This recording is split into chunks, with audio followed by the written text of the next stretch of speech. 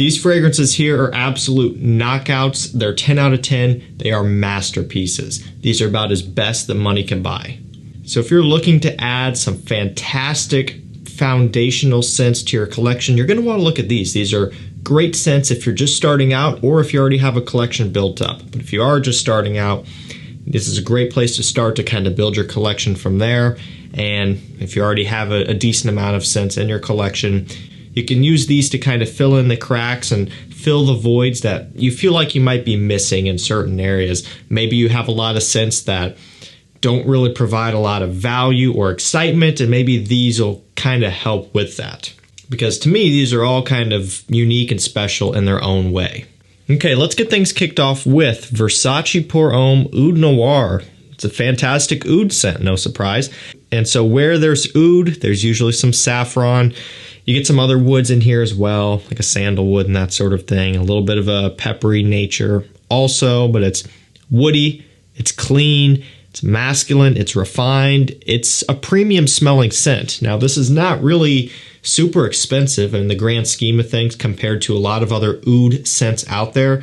This is on the more affordable end. You know, oud itself is an ingredient that is very expensive. And of course, we're talking a designer here where they're not going to be using the same type of oud compounds that a lot of the big niche brands would be using, where you get into the really high quality stuff. But even a lot of other designer ouds are more expensive than their normal scents. This is like right around $60 or so for 100 milliliters. It's a little bit more expensive than the other Versace Pour Hommes like Dylan Blue and Pour Homme itself in the same bottle as this, but it's still not crazy. You can get testers that come with a cap, actually, just like this one. I don't know if you could see it or not. It says tester, not for resale up there. Still comes with a cap. You can get this for a little bit less than going rate. That's the way to go. I think when it comes down to it, if you are looking for something that smells more expensive than it is, Versace Oud Noir is a great way to go. And again, it's a perfect entry scent into the world of oud. It's a designer oud, but it's easy to wear. The quality is good for what it is. You really can't go wrong with this one. And now is the perfect time of year to be pulling this one off. Got a brand new release up next, Le Male Elixir. It's got honey and tobacco. Fantastic combination with some vanilla, some lavender. So I've described this one as being quite in the same ballpark as Le Male Parfum from the vanilla lavender mixture that's here. And, you know, Le Male Parfum also ties back to the original Le Male a little bit. So this also has some of those roots. But then the honey, the tobacco combination is a little bit of like a Xerjoff Naxos style. Now, comparing them together, they are wildly different. I want to make that clear. But that combination has been used a lot of times. It's been popularized in scents like Naxos. And so it kind of can edge it over into that category a little bit. But this one still has its own thing going on. And at the end of the day, it's still a Le Male flanker. What that also means to me is that it's one of the more classy and refined Le Male flankers. You take a look at the whole lineup here. You know, you go with, let's say, Ultra Male. That's the furthest from being classy and expensive smelling in the sense of being like a premium upscale smell. It's quite the opposite. It's very playful, relaxed, laid back. Something like the fresh ones, Popeye or Superman. Similar deal. They're a little bit of a fresh take on the DNA, but it's still playful. Even something like In Production Le Male On Board, similar footprint. Le Male Parfum started to get away from that a little bit, and this one even more so. And so if this line has always been too youthful for you, there's a good chance that you would probably like the Elixir version, or at least it would end up being your favorite one compared to all of the others, even if you still don't really love it that much. Because again, this is a Le Male flanker. I want to make that clear. It's not like it solves all of your problems if you are a hater of the line. But for me, I find this one to be really, really interesting. And it definitely fills that void where I normally wouldn't choose any Le Male scent for a situation where it's going to be a little bit more formal. But I would consider this one, especially when it's cool outside. Great stuff. You could tell just by looking at it that this is their most premium offering yet, or at least that's kind of what they're going after. The bottle is the most custom so far. You know, they really changed things up. You've got a texture. One thing I will say, the camera's not going to pick it up. This gold finish is not durable. I don't know if you could see on the gold right there and some of the other spots back here, it is chipping off. And that's because I don't baby these. I don't wrap this in a cloth each time I'm done and gently lay it down on the shelf. I've got so many fragrances, they're packed in back here, and a lot of them are on the floor. Things are going to get moved around, and when I pull this out from in between other bottles, they're going to rub and scuff. That's part of it. I'm just pointing that out now, that if you're someone like me who doesn't baby the crap out of your presentation, you're going to see some wear marks, but that's fine. The pull ring on this one is a lot bigger. Even on the 75 ml bottles, they still gave us the new one here, which again, all just shows that they're just going for a more premium feel. True parfum concentration. This is one of their best works yet. You really can't have a knockout fragrance video without Dior Homme Intense, at least for me. This one definitely brings on its polarizing, characteristics. This is not for everybody. There's a lot of people who probably cringe and want to stab their eardrums each time they hear Dior Homme Intense because they probably tried it and hated it. And I don't blame you for that. I can see where people are coming from when they don't like this. It's easy to see that, you see so often people are blinded by, their own personal beliefs. They get offended when someone doesn't like one of their favorite scents. I'm not like that. I've never been like that. At least I would hope not. I have a channel where I share my favorite stuff on a daily basis. And so you get over that pretty quickly. I understand and can see why people don't like this stuff. And I'm sure most of you can too, even if you don't want to admit it. It is powdery. It truly does have a makeup bag type of smell. That is a great description. Lipsticky, whatever. It's there, it's prominent, and it's not for everybody. And I always try to make that clear when I'm talking about this one so I don't misguide people. So, if you're into iris scents, if you're into things that are not traditionally masculine, because this is not, then this is something that you might be into. But if you're into the woody scents, the aromatic scents, citrus aromatics, aromatic fougères, things like that, or stuff like Bentley for Men Absolute, which is so woody and spicy, this is going to be a big change, and you need to be prepared for that and maybe sample it first. But for me, this is a work of art. It's something special. Somehow I liked it since day one, and I tried it back when I was still a beginner. It's almost just like there's something about it that immediately worked with me. It doesn't happen that way for everybody. For a lot of people, this kind of needs to grow on you, so it just depends. Definitely give it a few wearings if you're trying it out. Don't just try it once and write it off. But if it happens to be love at first sniff for you, man, you are going to be excited that you tried this one out. It might be surprised. You might be surprised. You might end up really liking this stuff if you're on the fence. The One Royal Night is up next. I love this stuff. It's one of my favorite flankers. Of course, the One Eau de Parfum is in first place. Luminous Night is probably in second place, but then trailing right behind it, right on its tail, would be Royal Night. Unfortunately, Luminous Night is anymore like impossible to get. Luckily, Fragrance World has a clone of that one. It's $40. That's a great way to go.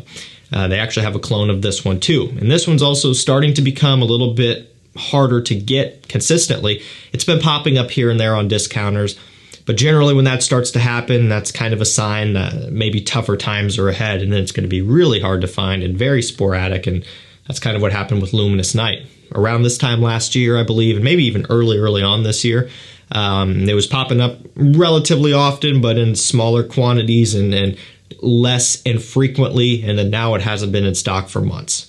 So if you end up running across a bottle of Royal Nights in stock somewhere, grab one. It's really good. It's the one DNA, but lacking the tobacco and amping up the sandalwood and the amber. It's smoother, it's creamier, it's a little bit sweeter.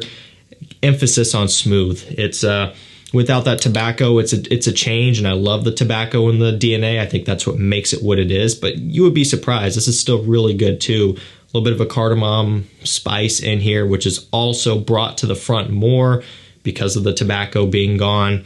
It's a nice blend. And if you're someone who doesn't like tobacco, this is the perfect scent for you. If you're someone who found that the tobacco in the one is maybe too harsh for your taste, or your partner doesn't like it, or it's too strong for them, again, this is the type of thing that solves that issue. So it's a nice one to have. And also it tends to perform better than the one EDP, which is another big bonus. I've always said before, it's great to layer.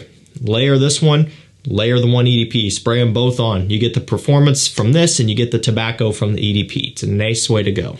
Bvlgari Man Oud Neroli is one of my favorites from this line in terms of like the fresher ones. You know, they got Wood Essence. They have the new Rain Essence, Glacial Essence, I believe it is, and a few more.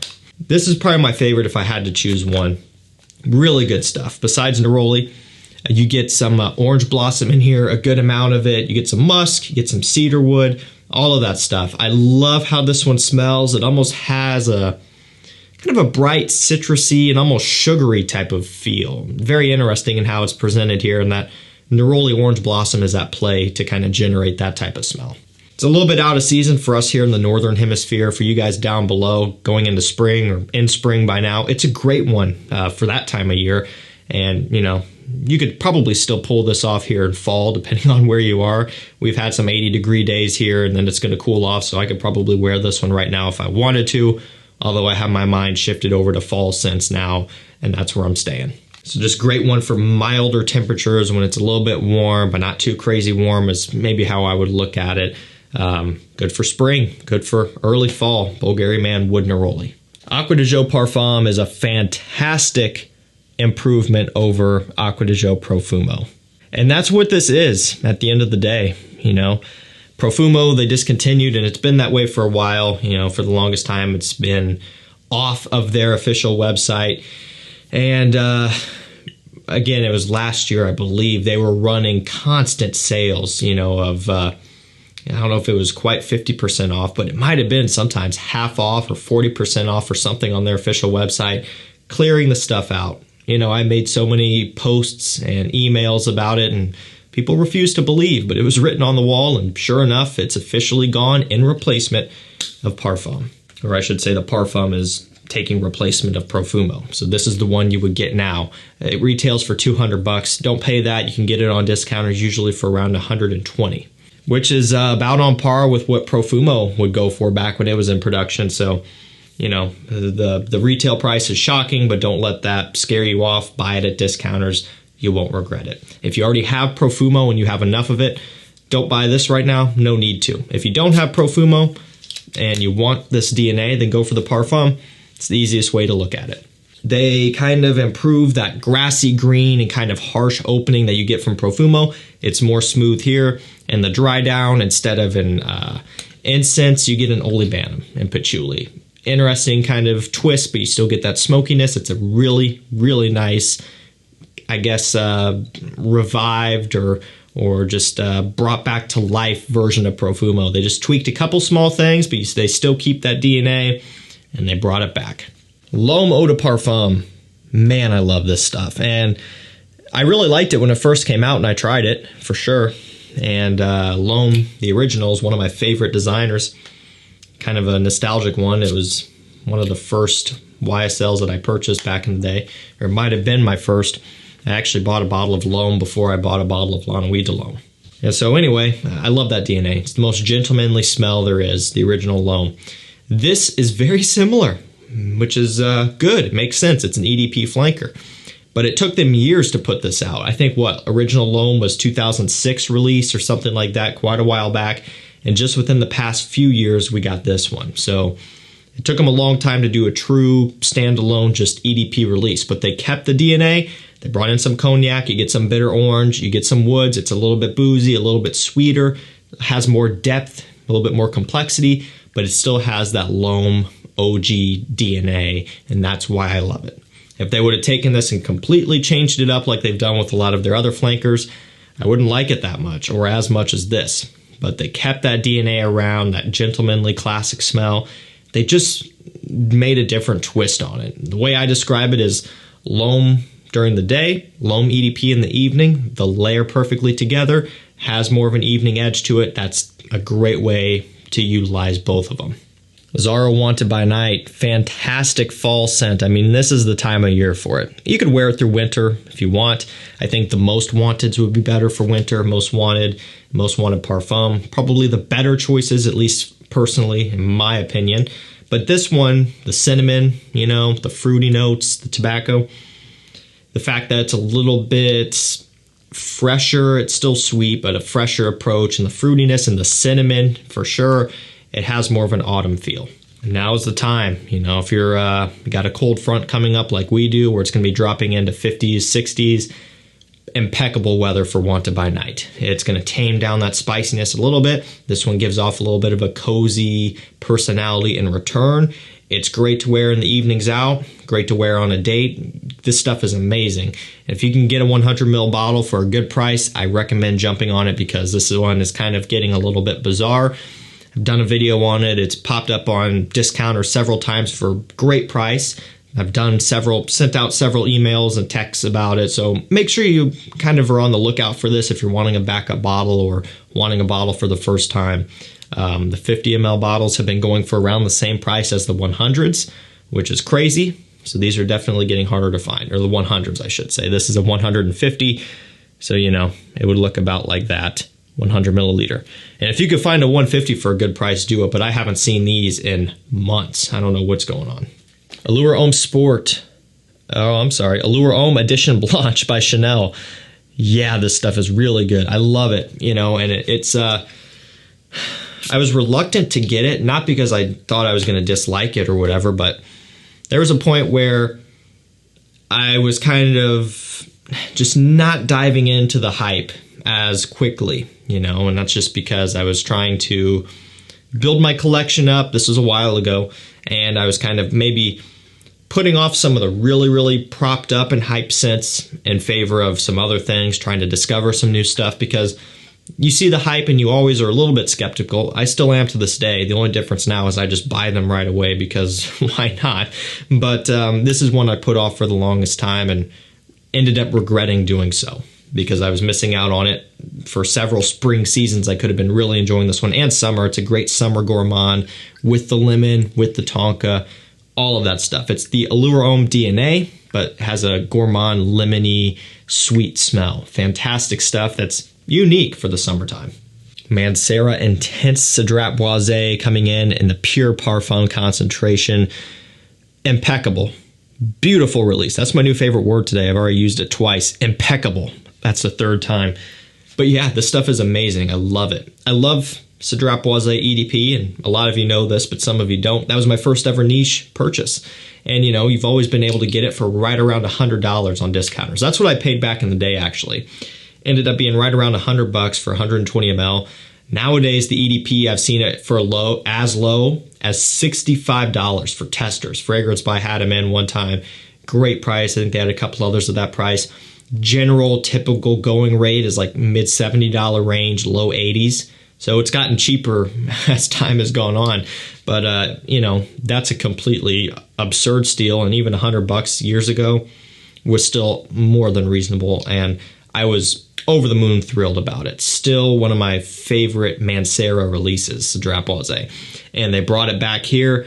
It's heavier, it's richer, it's stronger in terms of smell, richer, but also way better performance too. If you had performance issues with the EDP, this will solve it. It's just so good. Look at that atomizer too. They increased or upgraded, I should say, the atomizer on these. You get a magnetic cap now too, rather than the old style twist off, which they've been doing the magnetic caps for a while now. That's nothing necessarily new with the intense version, but you get the idea. The atomizer, you know, is fantastic. I love the DNA. Love it. Fruity, woody, beautiful.